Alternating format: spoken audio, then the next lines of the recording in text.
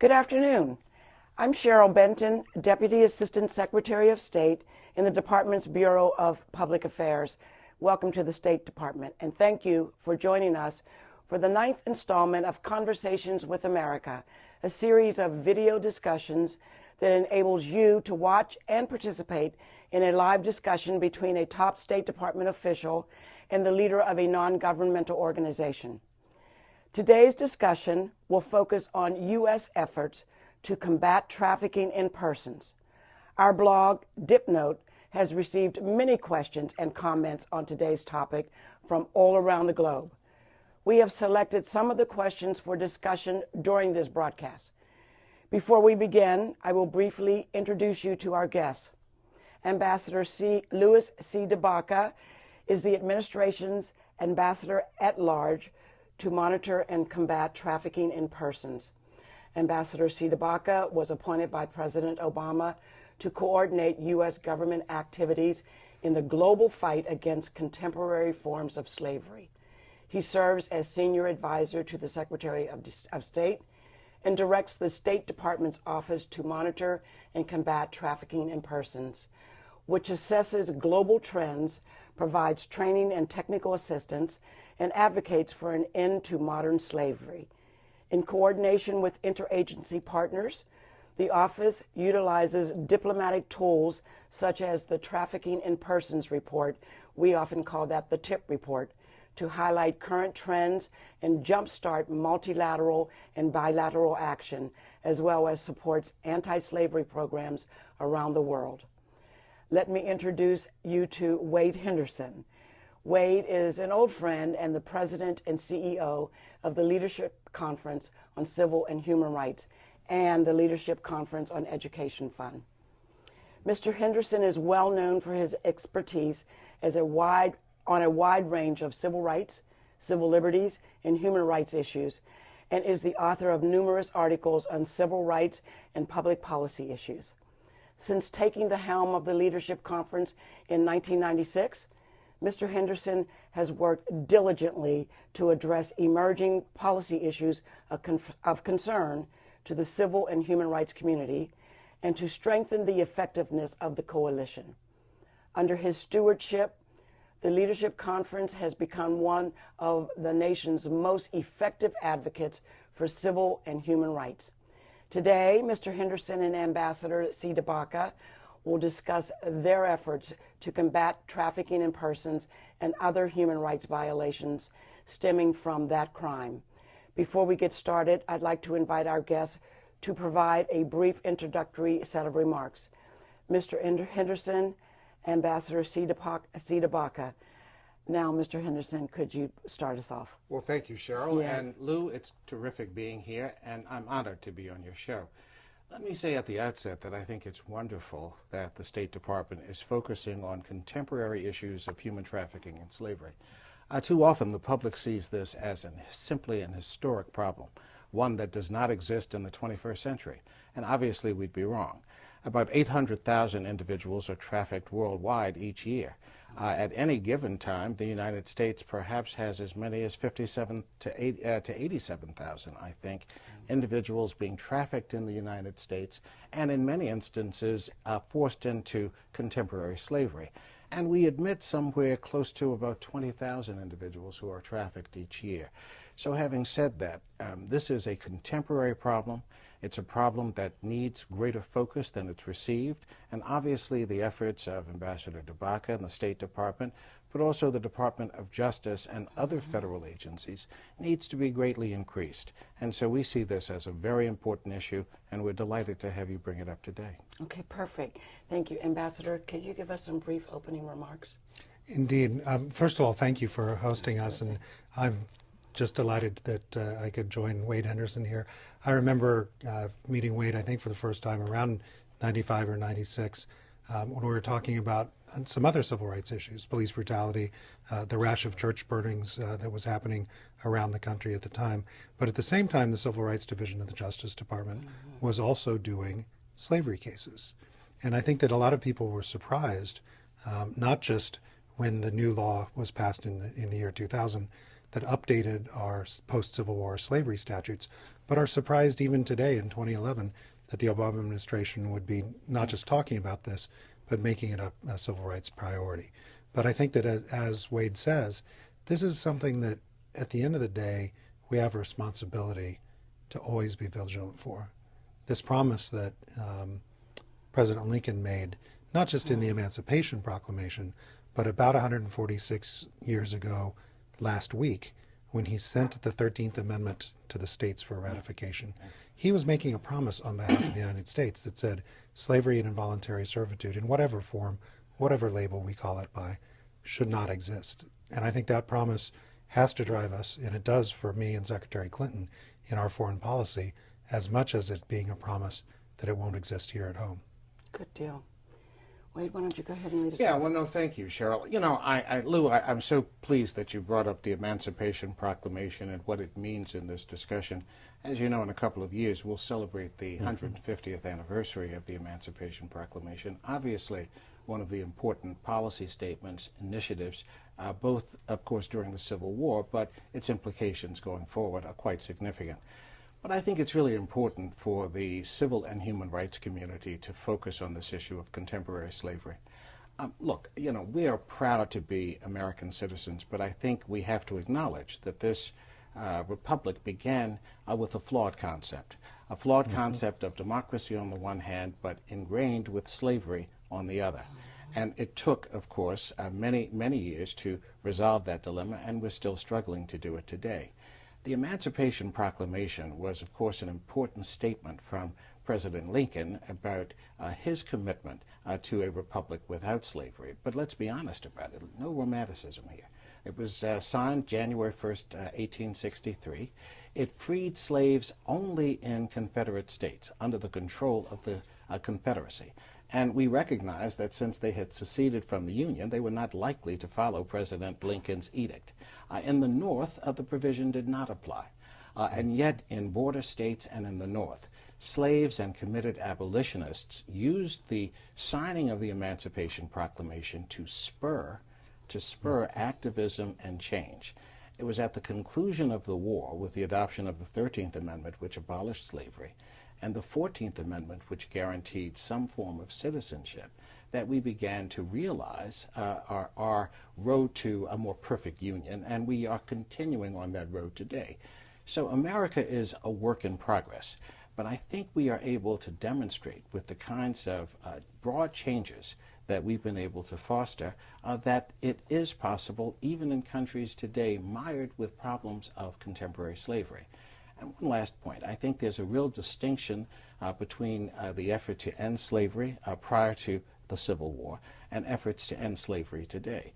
For example, we have a legal system which recognizes that no one should be kept as a slave.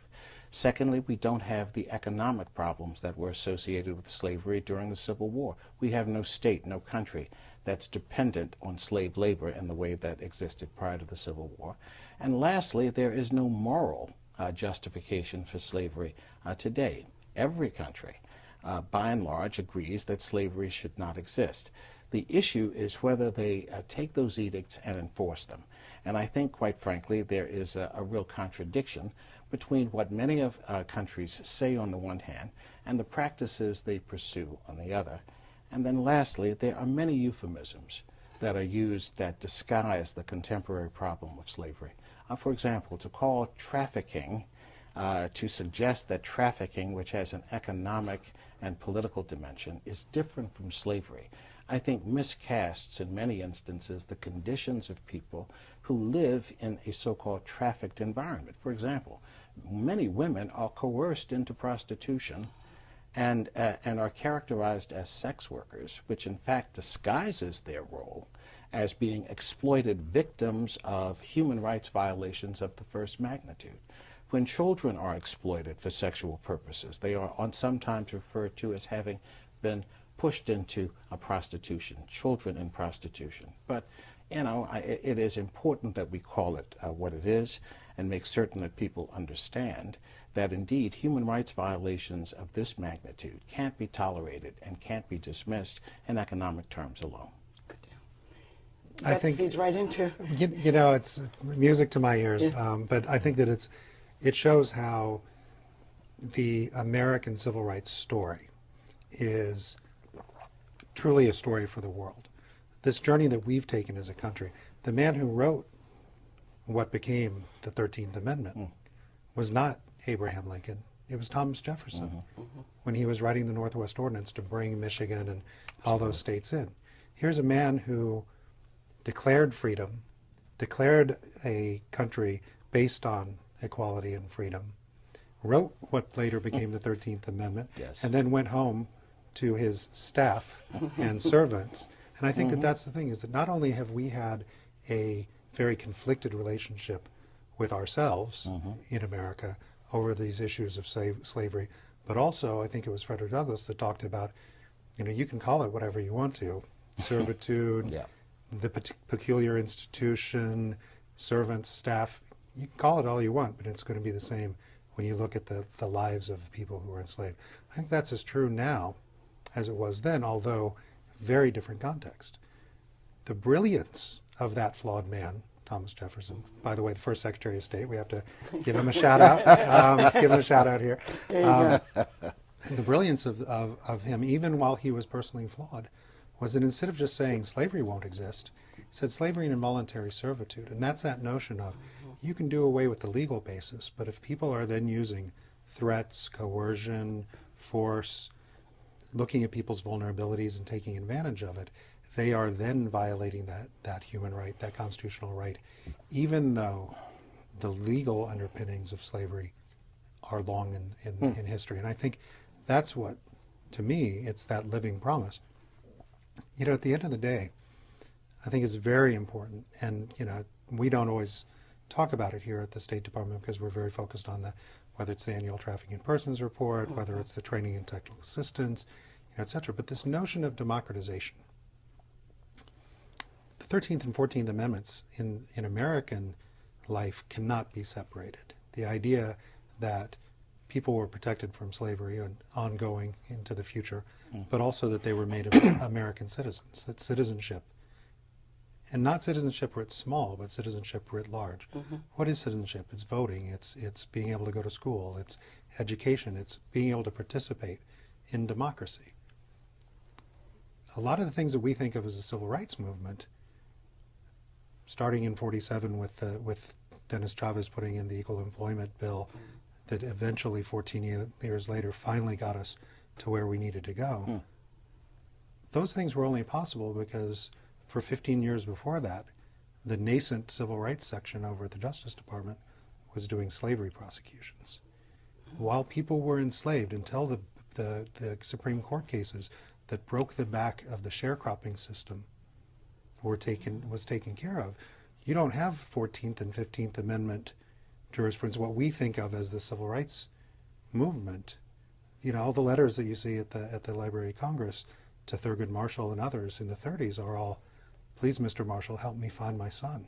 They came and said he'd get a good job. He left. I don't know where he is. It sounds eerily like what I hear when I go around the world, when I'm talking to a mother in Bangladesh, when I'm talking to a father in the Philippines. They're saying, will the United States help me find my son? So I think that's the thing, is that that notion of freedom as a precursor for democracy, for civil rights, for human rights. Well, you're absolutely right, Lou. And I think factually your statements are correct. But I think we need to put this in context, because I think for our listeners around the world, it's important that they understand American democracy for what it is, not what we necessarily like it to be, but what we're evolving into in the future. Look, the first 15 presidents of the United States maintained slaves and did so until their death without ever freeing them. It took the Civil War, many, many years of struggle with individuals giving their lives to achieve freedom. It took the passage of 3 constitutional amendments. It took many, many years of Jim Crow laws that discriminate against African Americans because of their race. And we are still struggling to overcome the effects of slavery in this country. An African American president and a fully integrated cabinet do not substitute for freedom at its inception. And so the only thing I really want to underscore is the fact that, yes, we have evolved into a more perfect union. But it was not a passive evolution. It was a struggle of the greatest intensity. Now, I would recommend that for those who are listening, there is a place to go to get more information. The National Underground Railroad Freedom Center in Cincinnati, Ohio, and their website, freedomcenter.org, will offer both historic perspectives on slavery as it existed in this country, but links to contemporary information about slavery worldwide. It's the most, I think, fascinating connection between the historic and the contemporary that's available to us today. And I would encourage your listeners to take a look at it because I think it's very important. It's fascinating. Yeah. It's fascinating. I think it's and great. you know, and one of the things that's so intriguing to me about what they've done at the Freedom Museum is, you know, we see something that's like the Underground Railroad in other countries. We see in countries that have a lot of guest workers, that, you know, sourced out of South and Central Asia, people who are halfway around the world. They're in often domestic servants. If they can get away from the abuse, they have nowhere to go, and so there are actual, often church-based, just like in the original Underground Railroad. There are people who are taking them in and helping them get home. I think that one of the things that we're trying to do as the U.S. government is then to say, look, governments of the world, don't outsource this to good-hearted people running a kind of unofficial Underground Railroad. You know, don't say, oh, well, they're being taken care of because the church is going to take care of them, or they're going to be, they have a place to escape to in their own community. The government has a responsibility then to step in, prosecute the bad guy. This is not a development issue, although it has development aspects. This is a issue where people's core fundamental rights are being abused. And so then that government has to step in, help the victims, put the bad guy in jail. They can't just sit back and say, we'll let people in the middle of the night escape and find help on their own. Well, you know, let's take a deeper dive, though, Lou, in terms of who actually makes up this population of contemporary slaves, or people who have been trafficked for a variety of reasons. A substantial portion of them are debt traffickers. They're people who have been trafficked for reasons of debt.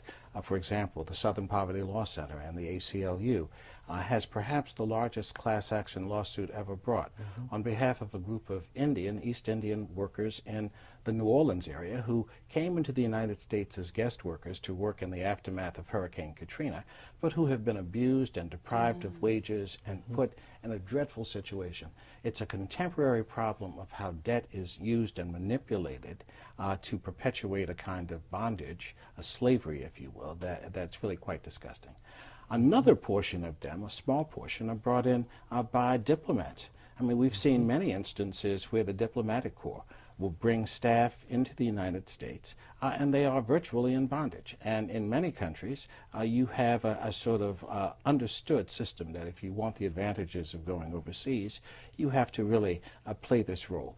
Colbert King, a Pulitzer Prize-winning author, a rather reporter with the Washington Post, wrote about it as far back as 2006, and other articles have been written about that.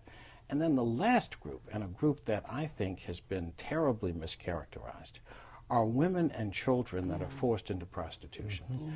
And I think we do far too little to look at the circumstances of women who find themselves through no fault of their own in this kind of coerced and abusive circumstance. Many of them are women of color. Many of them are brought into the United States with no option, and some who would choose to characterize them as, quote, sort of sex workers or women who exercise free choice, completely ignore the situation in which they find themselves. And that's why we in our organization are so strongly committed to the full and effective enforcement of the Trafficking Victims Protection Act, but also to the ratification of the Convention on the Elimination of Discrimination Against Women. This is an international covenant that's been floating around in the Senate now for 30 years. It needs to be ratified, and women need to be given additional tools to protect themselves. And obviously, when you're talking about this vulnerable population, they have to be protected with advocates like those in the civil and human rights movement and the State Department. You know, there's a wonderful group called, I think, the Coalition Against the Trafficking of Women. I don't know their website, but I know they focus with great intensity on the issues of women who, again, through no fault of their own, find themselves coerced and forced into prostitution. And this coalition has stripped away a lot of the euphemisms and sort of, characterizations of this condition as the exercise of free will. In reality, it is a human rights violation that should not be tolerated. And I think when you look at the array of laws that have been passed and that are exercised to help these victims, they're completely inadequate. I mean, with the exception of the Trafficking Victims Protection Act, there are very few initiatives that really provide meaningful protection for the victims of contemporary slavery.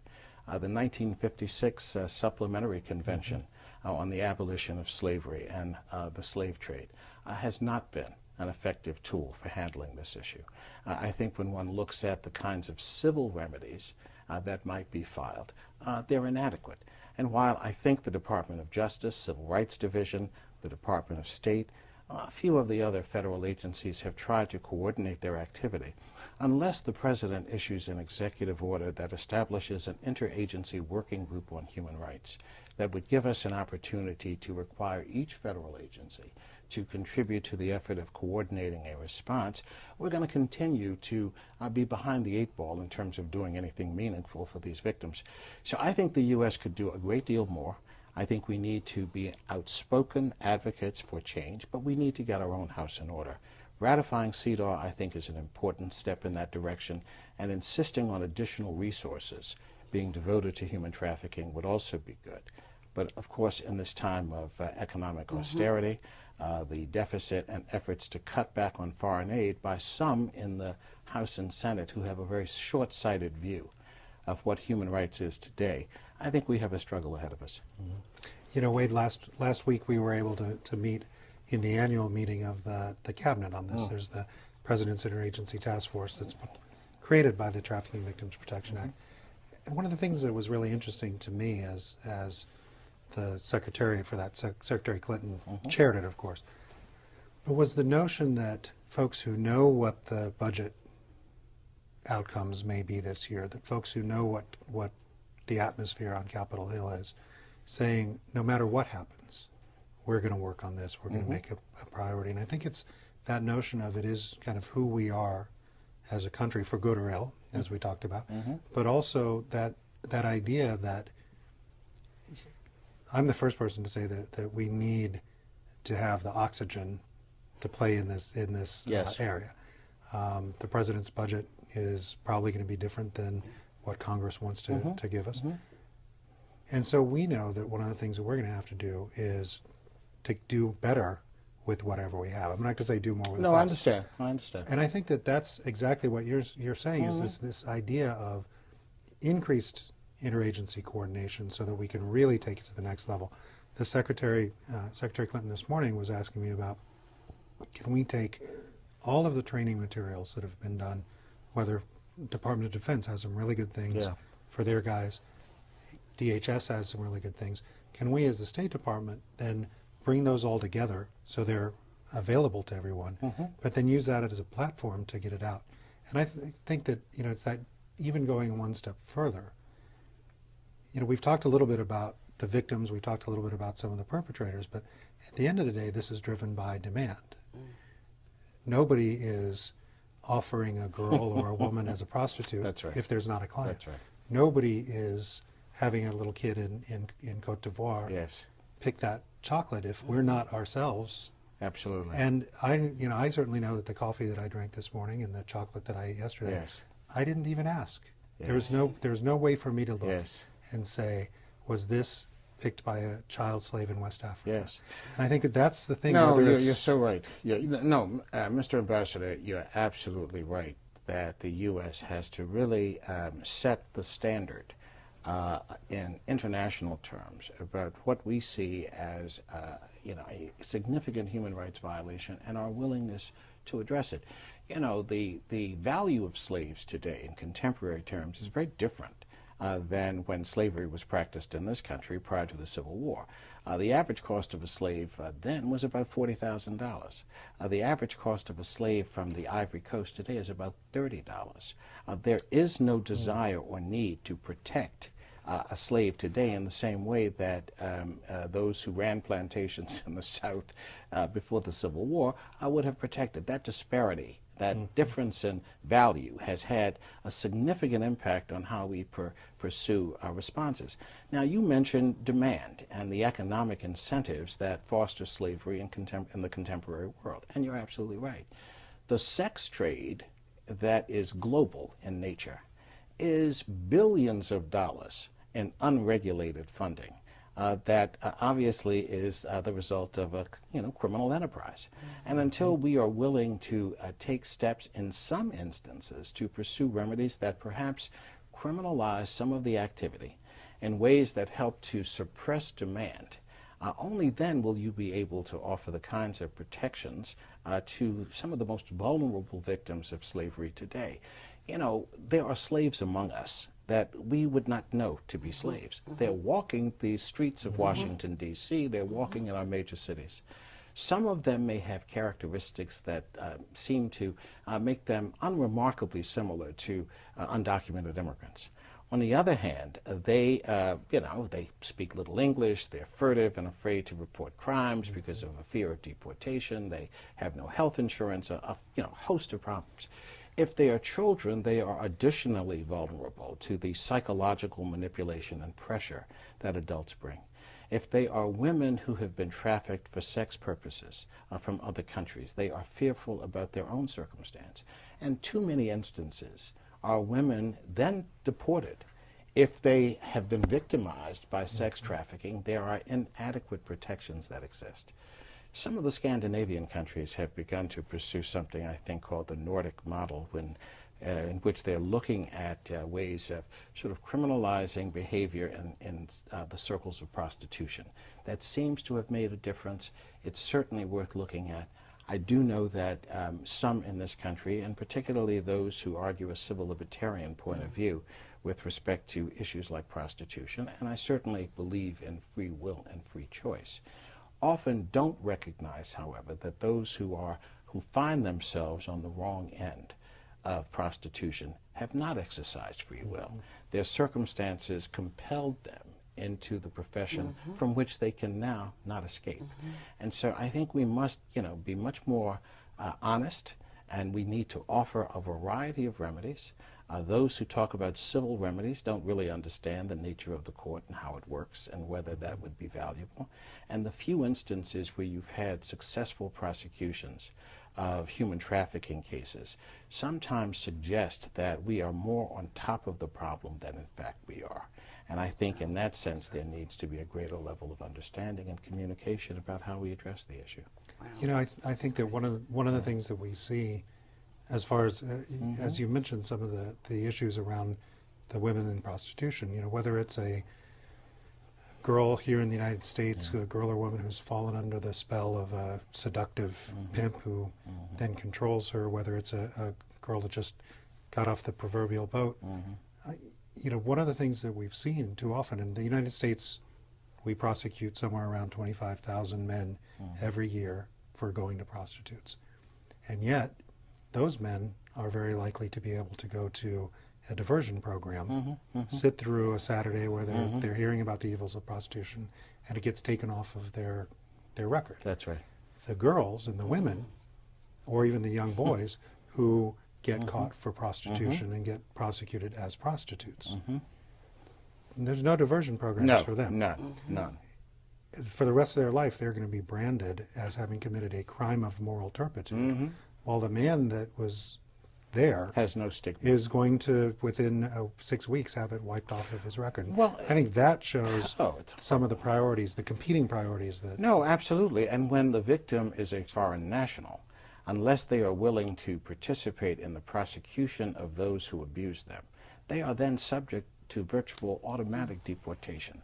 I mean, the truth is the system works a harsh penalty on those who are most vulnerable and have been victimized by prostitution and by related problems of the sex trade.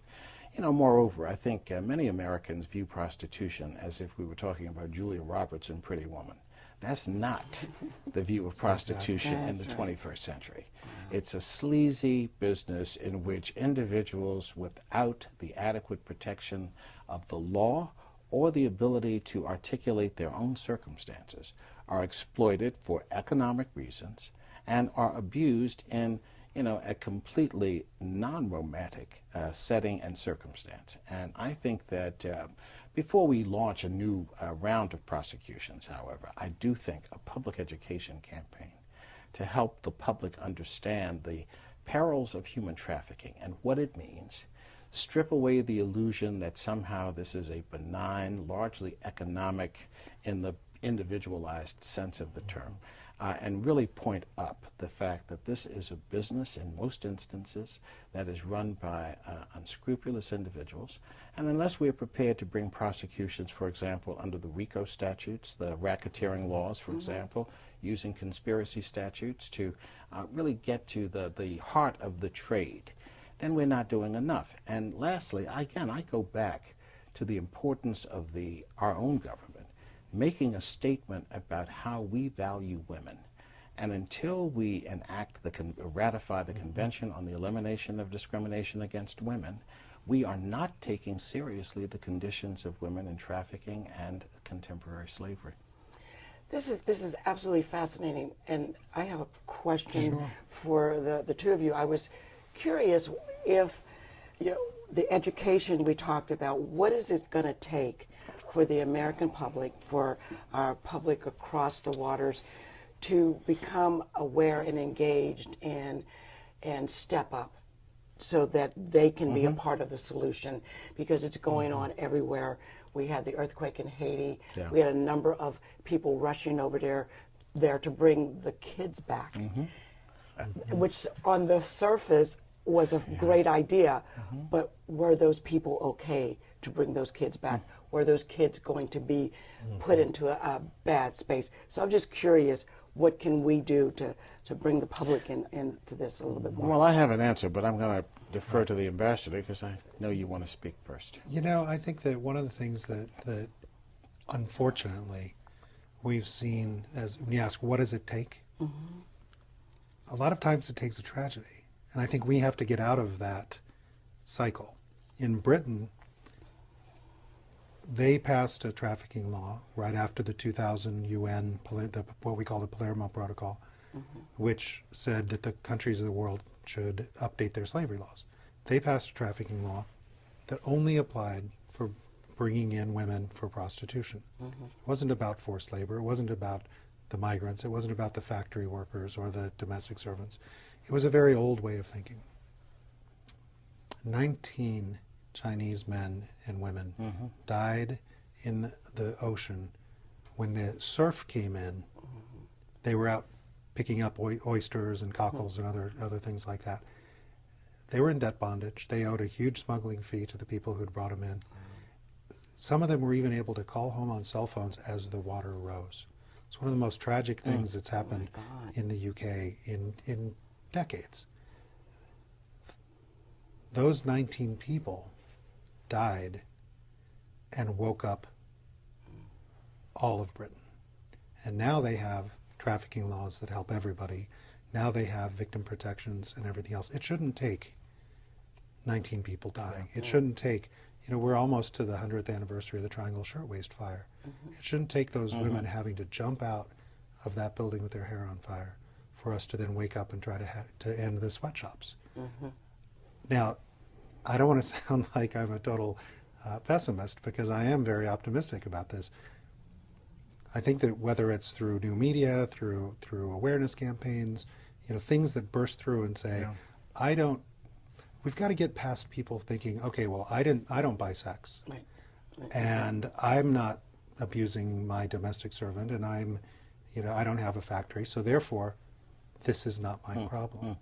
Well, the problem is if there's some guy who I know who buys sex, and I'm not talking to him about that, or if I'm not saying to my buddies, hey, that's not cool, if I'm not asking those questions about the things I'm buying, then you know what, it is my problem. You are a part of it. But you know, well, first of all, I completely agree, Mr. Ambassador, but I also think there has to be a global public education campaign. Yes. To put the issue of trafficking, the issue of prostitution, coerced labor on the table. You know, the International Labor Organization of the UN has a campaign now against forced labor practices. You perhaps see the public service announcements on television. They're terrific. But that needs to be coordinated with a campaign in the United States in which the Department of Labor and HHS and the State Department and the Immigration Service are working in tandem, using portions of their budget devoted to a broader public education campaign, which is why we think that an interagency working group on human rights, brought together largely by an executive order, could go a long way toward helping to achieve that level of interagency coordination.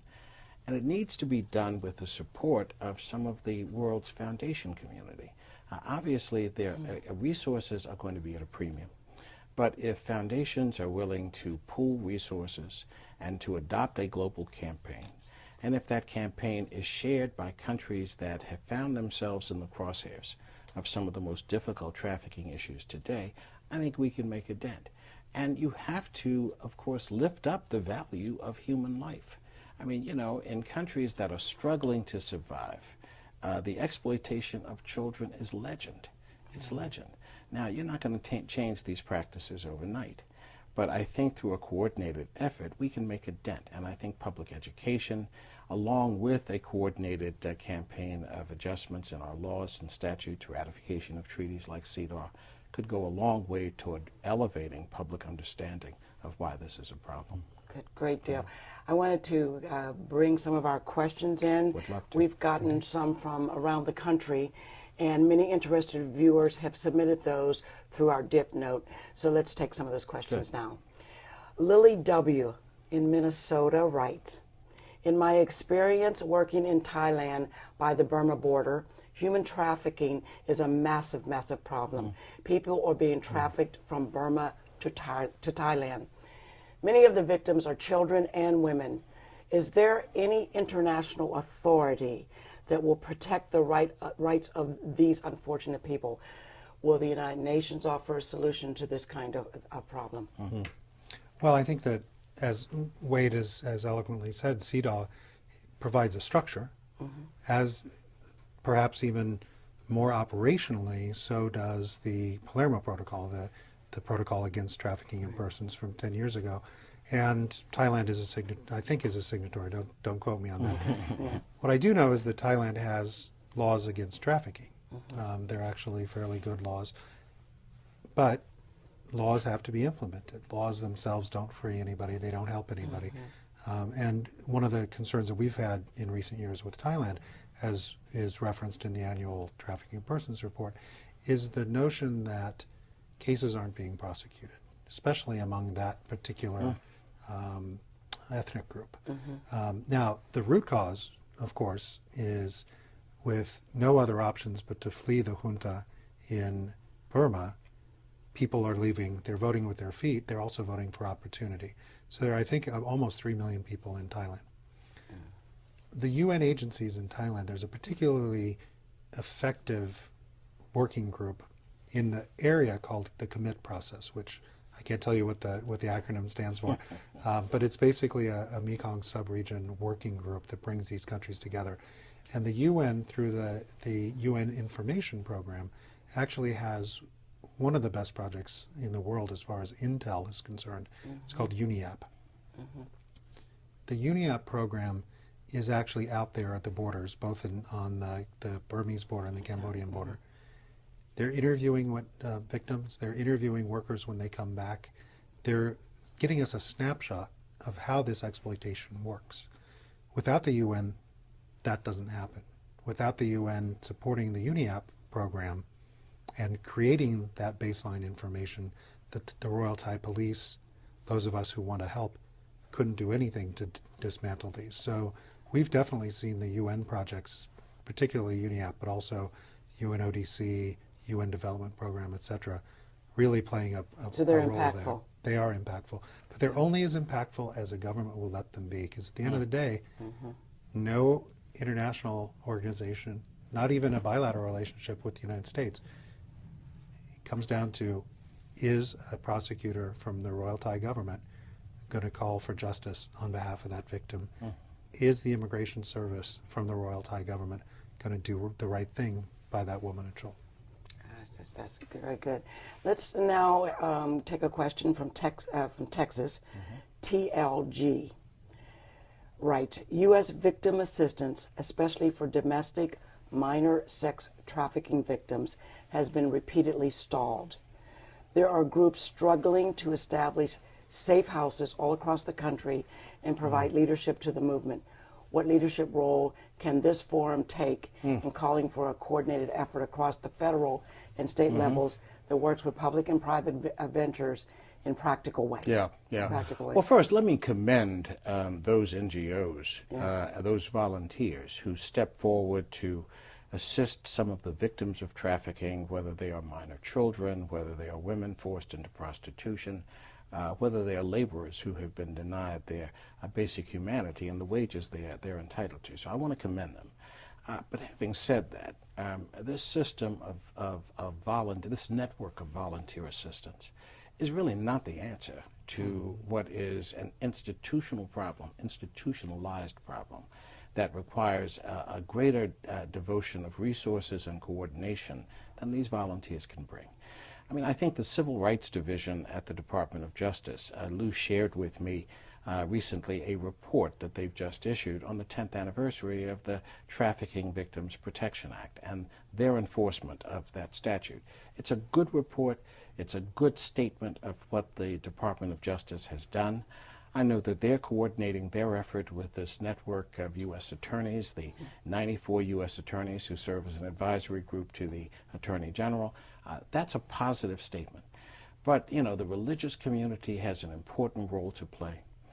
State and local governments have an important role to play. Their human rights and civil rights departments at the state level have important roles to play. There needs to be, again, a greater level of coordination between federal and state authorities and some sort of strategic prioritization of how you attack the problem. I mean, you know, obviously this is a global issue, but some states have a more significant problem than others. And I think given the limited resources that we have, some strategic consideration of how we attack the issue has to be designed. There is no, it seems to me, no sufficiently global campaign that is focused on these issues using both law enforcement, using policy changes, and using communication as elements of how we put together such a program. So I think, again, the ambassador may be one of the leaders in this area and could contribute to that development. Good. Next, we'll have a question from Meredith L. in Washington, D.C. She actually has two questions. The first is, the upcoming 150th anniversary of the Emancipation Proclamation is a date that many in the U.S. will commemorate. For both of you, how might the proclamation's promise and the legacy of the era's anti-slavery activists best be honored? And, second question, let's get into the media on human trafficking. How do we increase awareness? Sure. How do we do that? Well, let me say the 150th anniversary of the Emancipation Proclamation, we talked a little bit about that. But again, I think it is an opportunity to both create an aspirational goal for the problems of contemporary slavery and to give some hope to the victims of trafficking and slavery today that there can be a successful movement to achieve freedom, which has been so elusive. I think when you look at the Freedom Center that I mentioned, the National Underground Railroad Freedom Center, the artwork, the documentation of the problem is inspirational because it really does help to show what can be achieved even by individuals with limited education where there's a burning commitment for freedom. But we have to do more than simply commemorate the day. We should use the Emancipation Proclamation's anniversary as a period for the recommitment of the federal government to really address these issues in a more fundamental structural way. And so what I'm hoping the anniversary might present is an opportunity for the U.S. government to make a major statement on issues of slavery and freedom in the contemporary world, and really come forth with initiatives that really help to underscore how seriously we take the problem. And really, if the Senate were able to ratify CEDAW by the anniversary, what a powerful statement that would make to women all around the world that we believe in reconciling our practice with our ideals. And that's something that we have yet to demonstrate sufficiently, in my view. Mm-hmm. You know, it's interesting. Last summer, we took our nephews over to Harper's Ferry, which is where John Brown's fort, where he holed up and was finally apprehended when he tried to start the slave revolts.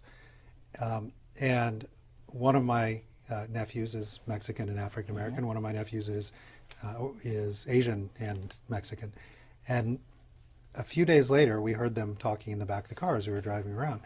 And Nathan was saying to Isaiah, if that thing with John Brown hadn't have happened, you'd be building a railroad and I'd be a slave. And it was so interesting to me to hear 12-year-olds getting their heads around what something that happened back then meant to them. And you know, they know what I do for a living. They know that I try to help kids who are in this situation now. But I think a lot of kids their age don't. And if they do, they think it's something back then. And so that notion of not just the Emancipation Proclamation, but what then really made it count with the 13th Amendment.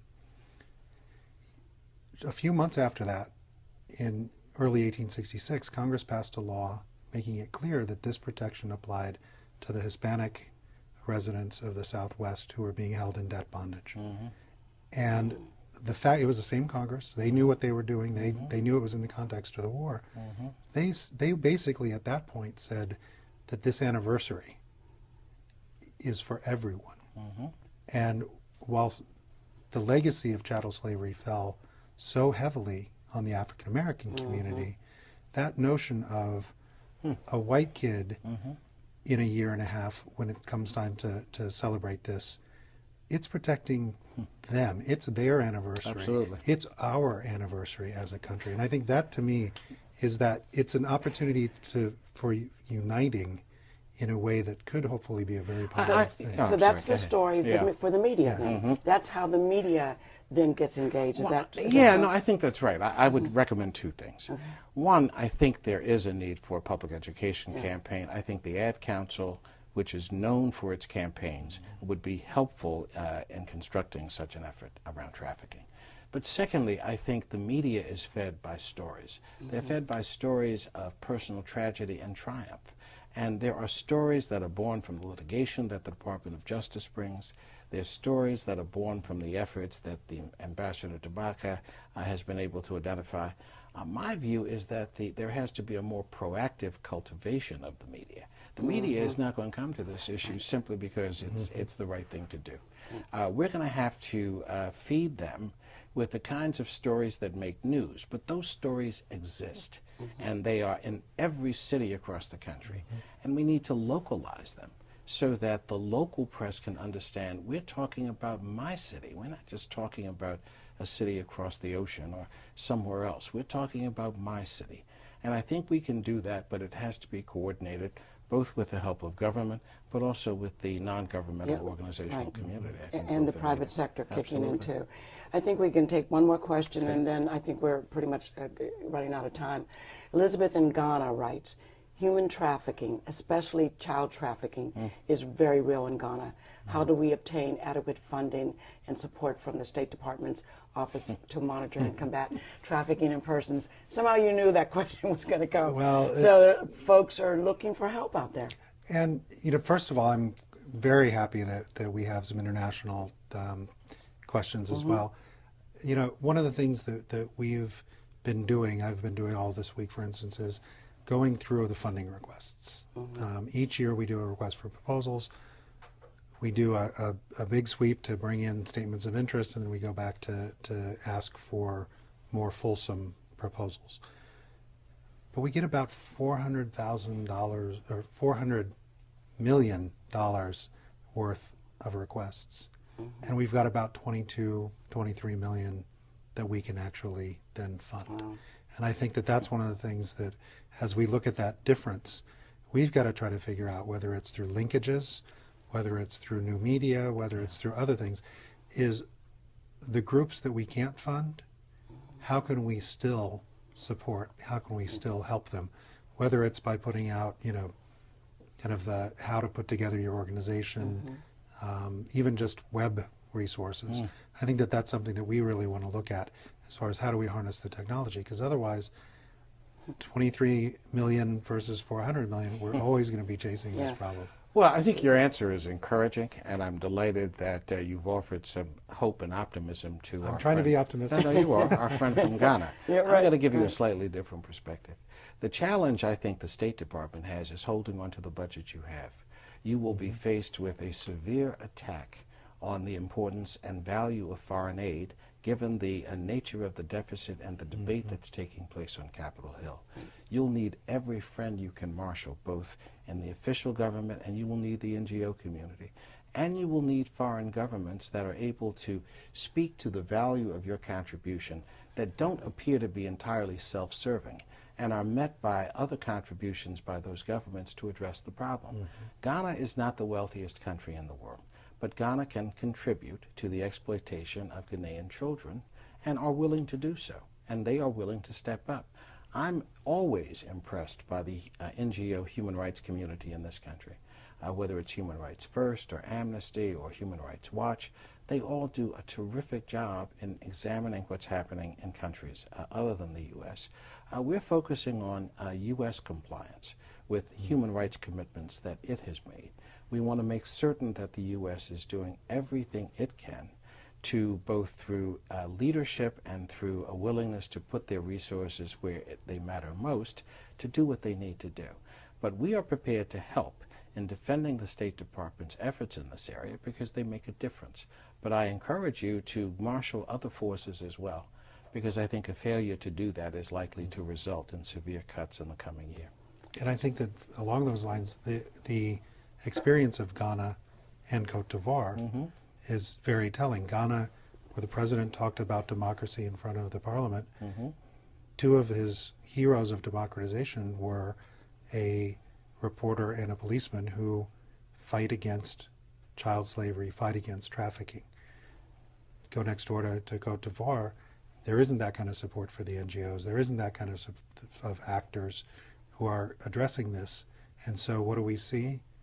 A divided election, a president who won't leave, a country which is going to have to really rebuild itself after the current situation. So in some ways, how a country is dealing with human trafficking, how they're dealing with contemporary forms of slavery, is a canary in the coal mine for so many of these other issues. And I think you're right, that's a conversation that we need to have with Congress. It's a conversation we need to have with the world. Absolutely. Well, this has been fascinating, and I could sit here for a lot longer, but that does conclude this session of Conversations with America. I'd like to thank Ambassador Lucy DeBaca and Mr. Wade Henderson for sharing their work and knowledge of this issue with us. Also, I'd like to thank you all for joining us. Please note the video and transcript will be available on state.gov very shortly. Look for our upcoming conversations on international disability rights and global water issues. We hope that the series will continue to inform citizens about the administration's efforts to address the challenges of the 21st century. We look forward to engaging with you again very soon. Again, thank you for joining the State Department.